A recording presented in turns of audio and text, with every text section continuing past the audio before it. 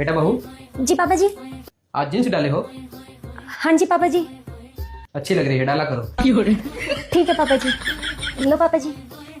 बहू, आज तुम्हारी चाची सास आ रही हैं, तो ये फैशन वाले जीन्स निकाल के और साड़ी पहन लो। जी मम्मी जी। रुको बहू, कोई जरूरत नहीं है साड़ी पहनने की, हमारी बेटी भी तो पहनती है।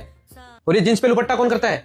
जैसी हो वैसी रहो, तुम्हारा अपना घर है। जी पापा जी। बहू, मेरा बेटा थका रहा ऑफिस से आया है, इसके लिए एक कप चाय बना के लाओ। जी मम्मी जी। रुको बेटा, फिर क्या हुआ बेटा, थका रहा ऑफिस से आया तो? यहाँ बहू भी तो सारा दिन घर का काम करती है, और तुम सारा दिन सास बहू के नाटक देखने के अलावा करती क्या हो? चलो उठो, बहू बेटा के लिए चाय बनाओ।